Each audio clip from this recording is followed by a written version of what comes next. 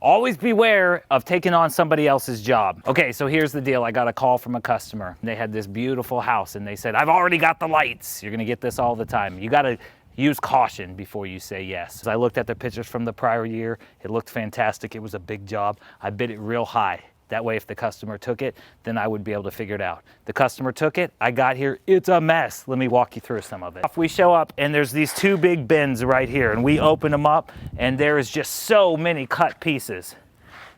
We have to decipher it. There's no map in sight. Then we pull them all out and look at the bottom of this box. The cheapest clips possible, so we already know we got a problem. We know we got to replace a bunch of these along the way. We got to figure out where they all go. Whole bins full of clips and bulbs. What we did is we started separating them all out.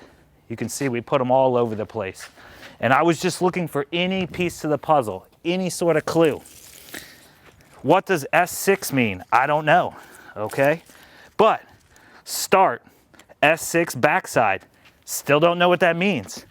But luckily we were able to figure out a few that had peaks on them. Let me show you the front of the house. So we got this big old strand of bulbs. Also, hate these bulbs. Look at this. They're just a few years old. This neighborhood is only, I think, 3 years old. And the bulbs are already yellow as can be. Start in front of chimney. So we'll be able to find the chimney there. Luckily, we got peak 5, peak 6. But where did they start? We got to figure it out. This one was easy because it said right tree, so we're at least there.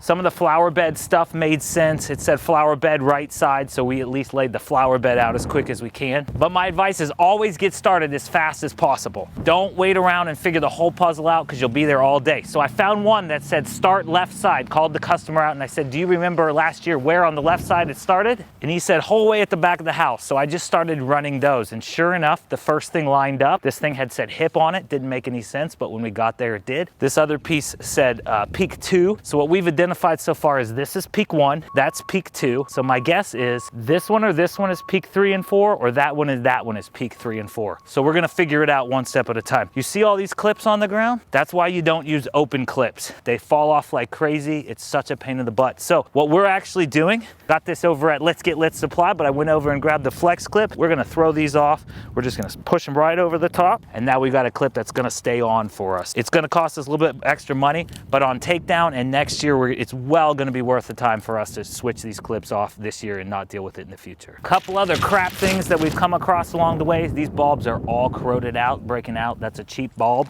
Minleon bulbs from Let's Get Lit Supply is what I recommend. These clips also, they don't have any good UV protectant in it, so they start snapping in addition to all the other problems. When this one came off, though, this was left inside. What you got to do to get that out, make sure your electricity's off. Grab one of these, grab the edge of it, pinch it, twist it out. That's how I got that out so we could continue to use the socket. You see all these pieces? When we figure out where they all go, I'll tell you what I'm gonna do. I'm gonna put a bunch of them together. When we leave, it's not gonna be this many pieces. We're gonna use this Minleon universal connector or one connector.